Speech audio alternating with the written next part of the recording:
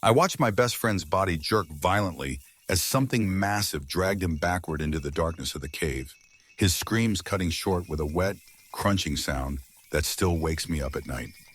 My name is Steven, and I'm 31 years old. I work as a field geologist for a mining survey company based out of Springfield, Missouri. I've spent the last 8 years tramping through the Ozark Mountains, taking soil samples, mapping limestone formations, and spending weeks at a time in some of the most isolated wilderness in the American heartland. I thought I knew these mountains. I thought I understood what dangers lurked in the deep hollows and forgotten caves. I was wrong about everything. This happened 3 months ago, in late September, when the leaves were just starting to turn and the nights were getting cold. My company had sent me and my colleague, Marcus Chen, to survey a remote section of the Mark Twain National Forest, about 40 miles southwest of a tiny town called Winona.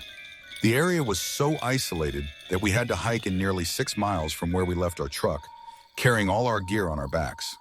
We were looking for potential mineral deposits, following up on some anomalous readings from aerial surveys. Marcus was a good guy, 27, brilliant with the technical equipment, always cracking jokes to pass the time. He'd only been with the company for 2 years, but we'd become close friends. He was supposed to get married that December. His fiancée, Sarah, had sent along a care package of homemade cookies that we'd been rationing out over the 5 days we'd been in the field. The area we were surveying was strange from the start. The locals in Winona had been unusually quiet when we'd asked about the region. The woman at the general store, probably in her 70s, had simply shaken her head and said, "Nothing good ever came from those hollows." We'd laughed it off as rural superstition, the kind of local color that made fieldwork interesting. But the forest itself felt wrong. The usual sounds you'd expect, birds, squirrels, the rustle of deer in the underbrush, were largely absent. We'd see plenty of tracks, deer prints, raccoon, even bear scat, but the animals themselves seemed to have vacated the area. The few birds we heard sounded agitated, their calls sharp and alarming, rather than the usual peaceful forest song. On the 5th day, we found the cave. It wasn't on any of our maps, which was unusual. The Ozarks are honeycombed with caves, most of them well documented by spelunkers and the Forest Service. This one opened up in the side of a bluff, hidden behind a thick tangle of wild grapevines and overgrown cedars. We only found it because our mineral detector went crazy in that spot, the readings spiking higher than anything we'd seen all week. "We need to check inside," Marcus said, his eyes bright with professional interest. "Those readings are coming from in there." I was hesitant. We weren't equipped for serious cave exploration, just basic headlamps and the standard safety gear we carried for occasional underground work. But Marcus was right. Our job was to investigate unusual mineral signatures, and this was definitely unusual. The entrance was narrow, barely wide enough for us to squeeze through sideways with our packs. But once we were inside, it opened up into a chamber about the size of a 2-car garage. Our headlamps revealed smooth limestone walls streaked with moisture and formations that looked almost deliberately carved, though I knew they were natural. The air was cold and smelled of earth and something else, something organic and rotten that made my stomach turn. That's when we saw the bones. They were scattered across the cave floor, dozens of them, maybe hundreds. Deer mostly, from what I could tell, but also smaller animals. The bones had been cracked open, the marrow extracted. Some looked fresh, with bits of tissue still clinging to them. Others were old, yellowed with age. "Jesus," Marcus whispered, his voice echoing strangely in the enclosed space. "What did this?" "Bear, maybe?" I suggested, though I didn't believe it myself. The pattern was wrong. Bears don't usually cache kills in caves like this. And there was something methodical about the way the bones were arranged, almost like someone had been living here and simply tossing the remains aside after eating. That's when we heard it, a sound from deeper in the cave, where our lights couldn't reach. It was a breathing sound, heavy and wet, accompanied by a low rumbling that I felt in my chest as much as heard. Every instinct I had screamed at me to run. "We need to leave," I said urgently, grabbing Marcus's arm. "Right now." But we'd waited too long. Something moved in the darkness beyond our lights, something massive. I caught a glimpse of it, a shape that was wrong in ways my brain couldn't immediately process. It stood upright like a man, but was too tall, too broad, covered in dark matted fur that glistened with moisture. The head was elongated, wolf-like but larger, with jaws that looked powerful enough to crush bone. The eyes reflected our headlamps with a sickly yellow-green glow. Marcus screamed. The thing lunged forward with impossible speed, and before I could react, it had seized Marcus by the leg. He went down hard, his headlamp flying off and spinning across the cave floor, casting wild shadows. He was screaming, his hands scrabbling at the smooth limestone, as the creature dragged him backward into the darkness. I saw his face in that moment, white with terror, his eyes meeting mine in a silent plea for help. I should have helped him. God forgive me, I should have tried. But I ran. I squeezed through that narrow entrance so fast I tore my jacket and scraped my back bloody on the rock. Marcus's screams followed me out, growing fainter and then cutting off with a sound I'll never forget, a wet, tearing noise and then silence. I ran through the forest like a madman, branches whipping my face, my pack abandoned back in the cave. I ran until my lungs burned and my legs gave out, and then I crawled, and then I ran some more. I don't remember most of that panicked flight. What I do remember is the sound of something following me, heavy footfalls and the crash of underbrush. Staying just out of sight, but always there, always pursuing. It was dark by the time I reached our camp. I'd lost my headlamp in the cave, and I was navigating by moonlight and pure terror. I grabbed what I could, our emergency satellite phone, a flashlight, Marcus's sleeping bag because mine was back at the cave, and I kept moving. I didn't stop moving until I reached the truck just before dawn. 6 miles of night forest covered in a state of pure primal fear. I called 911 from the truck. Then I called my supervisor. Then I just sat there, shaking, watching the tree line, expecting at any moment to see that massive shape emerge from the forest. The sheriff's department sent deputies, and I led them back to the cave 2 days later with a search and rescue team. We found Marcus, or what was left of him. I won't describe it. I can't. The official report said bear attack, and everyone seemed eager to accept that explanation. The cave was sealed with a steel gate afterward, supposedly to prevent other hikers from stumbling into a bear den. But I knew what I'd seen. The rational part of my brain kept trying to explain it away, a bear standing on its hind legs. The darkness and fear playing tricks on my perception. Except I'm a scientist. I trust my observations. And what I observed wasn't any animal I'd ever seen or read about. I spent the next month in a haze, barely sleeping, unable to work. I went to counseling for the trauma, told the therapist about the bear attack, stuck to the official story. But at night, I researched. I read everything I could find about the Ozarks, about local legends and folklore. And I found stories, lots of them, going back generations. Hunters who'd vanished in those hills, livestock killed in ways that didn't match any known predator. Sightings of something that walked upright, something covered in dark fur with glowing eyes. The locals called it different names, the Winona Beast, the Missouri Monster.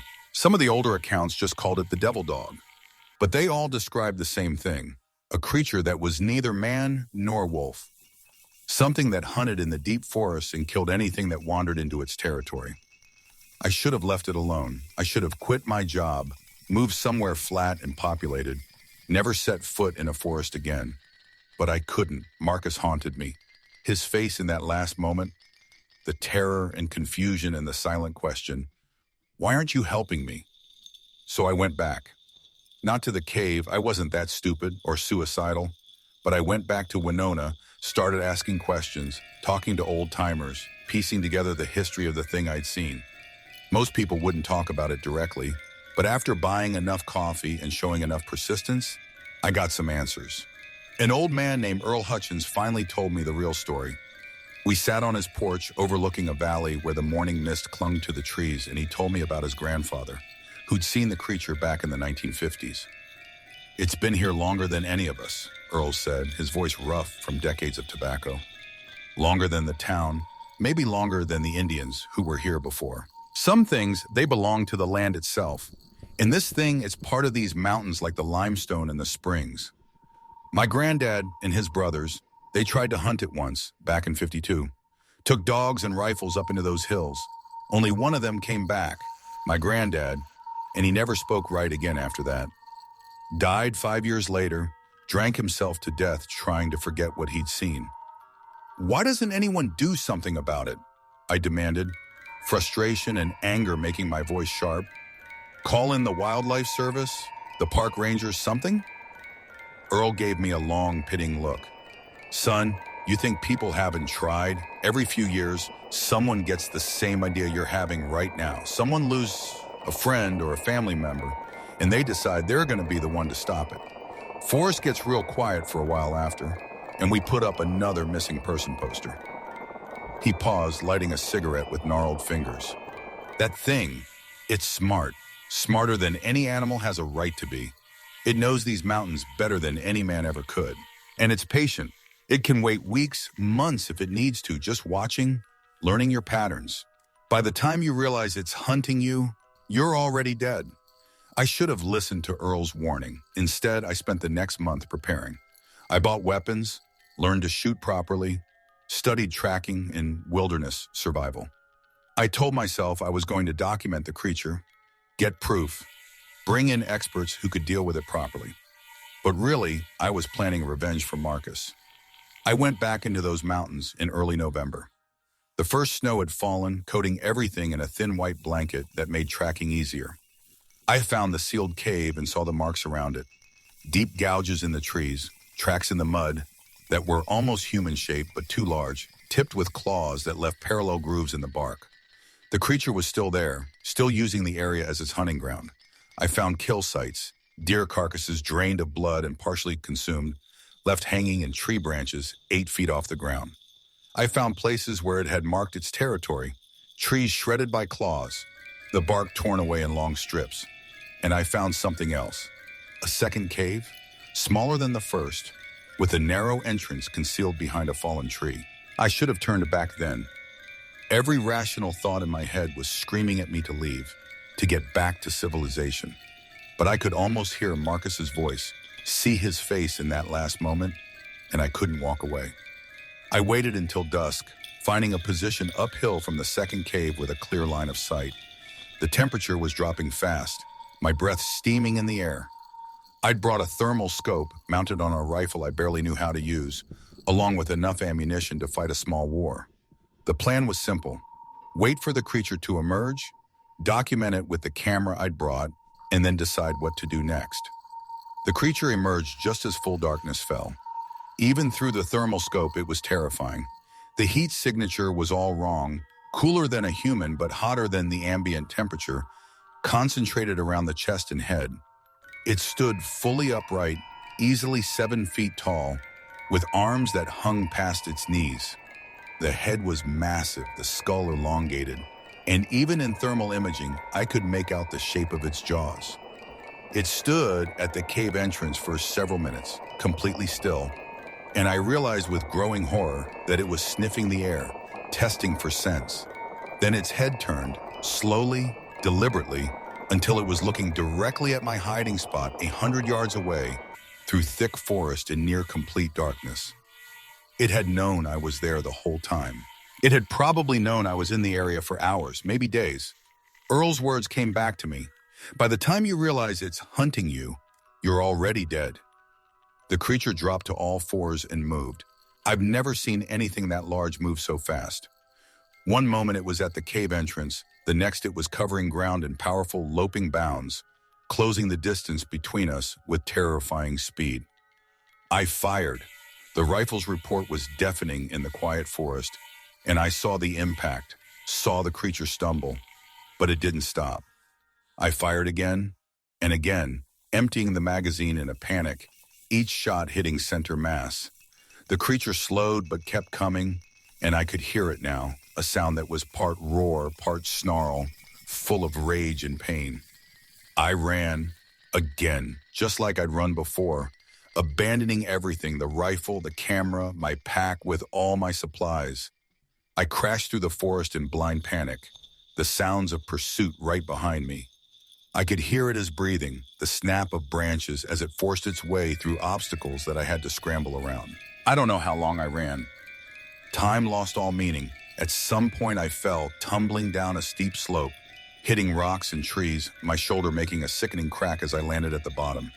The pain was blinding, but adrenaline kept me moving. I crawled into a crevice between two large boulders, wedging myself into the narrow space, and waited. It found me. Of course it found me. I heard it approaching, the heavy footfalls, the wet breathing. Through the narrow opening of my hiding spot, I saw it in the moonlight for the first time clearly, without the distortion of fear and darkness. It was covered in thick, dark fur, matted with blood from the gunshot wounds.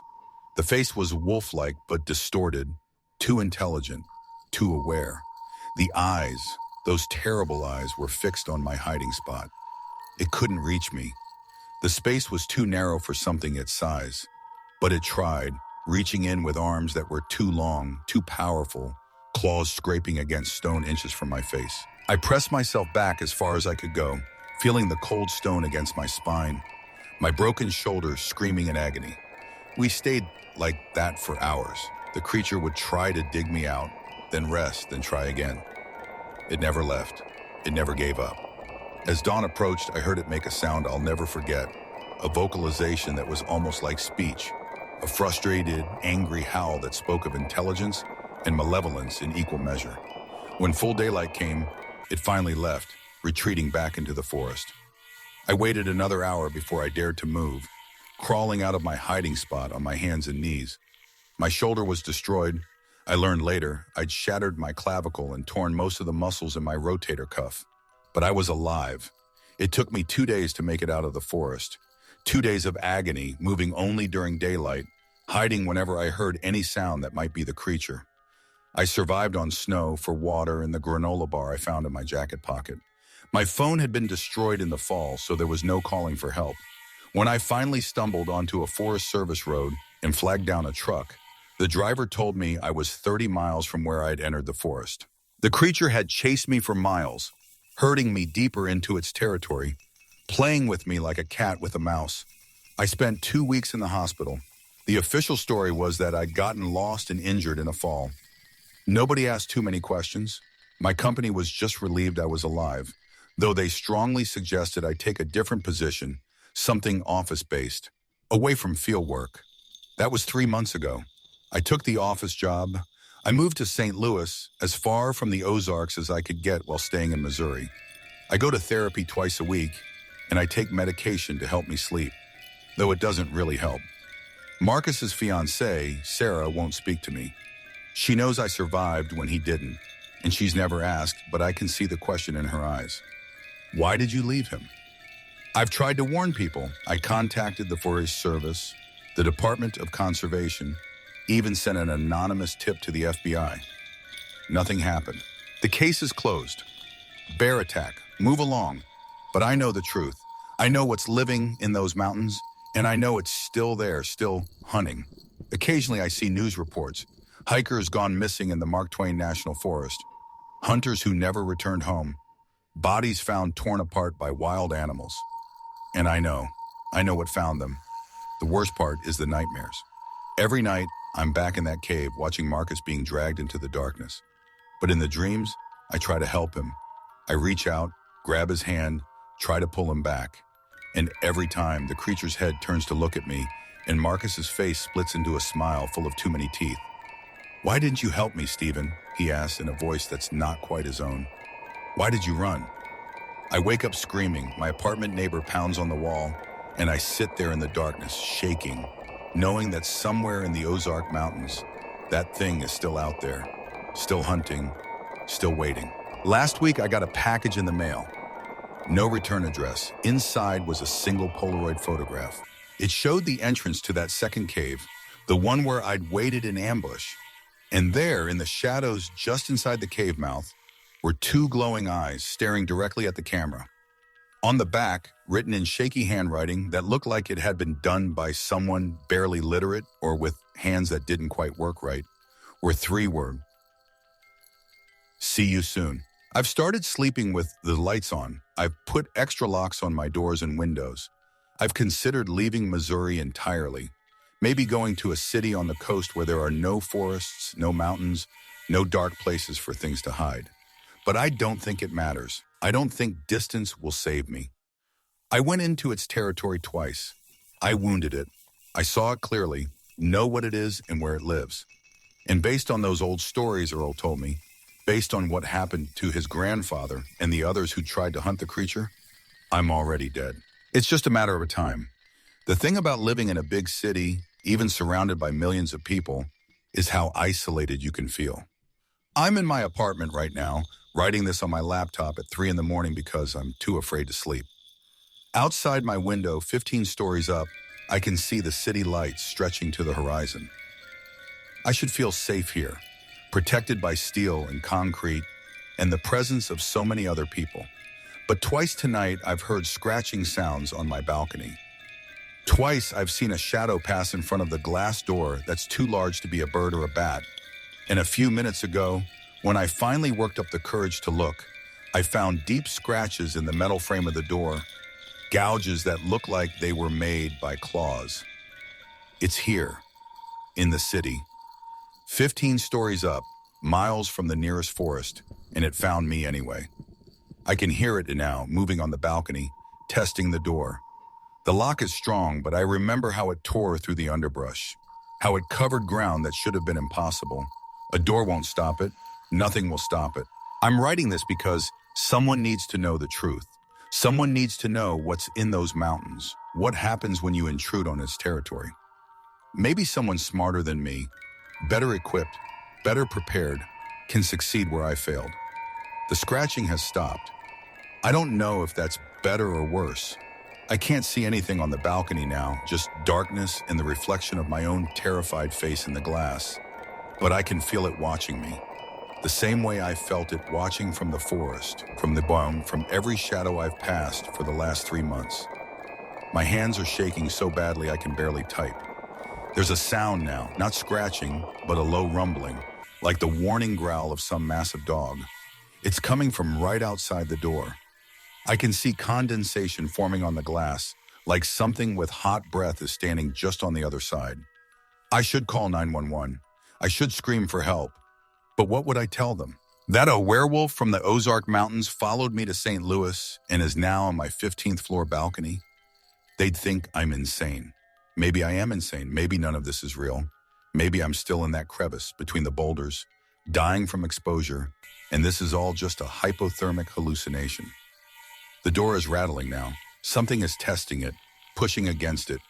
I can see the frame flexing, the lock straining. It's going to give. Any second now, it's going to give. I'm sorry, Marcus. I'm sorry I ran. I'm sorry I left you. I'm sorry I couldn't save you. And I'm sorry that in a few minutes, I'm going to find out exactly what you felt in those last moments, when the darkness closed in and the teeth found your throat. The lock just broke. The door is opening. I can see it now, filling the doorway, its massive shape, blocking out the city lights behind it. Those eyes glowing with that sickly yellow-green light, fixed on me with an intelligence that's somehow worse than any animal rage could be. It's been waiting for this moment. It's been planning it, savoring it, the way it's probably savored the hunt for every victim it's ever taken. And now, finally, 3 months after I ran and left my friend to die, it's going to finish what it started. The last thing I see before it lunges is Marcus's face, superimposed over the creature's features, for just a moment, asking that question one final time. Why didn't you help me, Stephen? I finally have an answer, because I'm a coward, because I chose my life over his, because I'm human, and in the end, we're all just prey. The creature fills my vision, its jaws opening impossibly wide, and I understand now that this was always how it would end. From the moment we found that cave, from the moment I looked into its eyes and it looked back, my fate was sealed. You can't escape something like this. You can only delay the inevitable. My last thought as the darkness closes in is that I hope it's quick, that I hope it's not like what Marcus went through. But I know better. I've seen what this thing does to its prey. I've seen the bones in the cave, cracked open and discarded. I've seen the terror in Marcus's eyes as he was dragged away. Now I understand that terror completely. Now I'm living it in these final seconds as those jaws close around,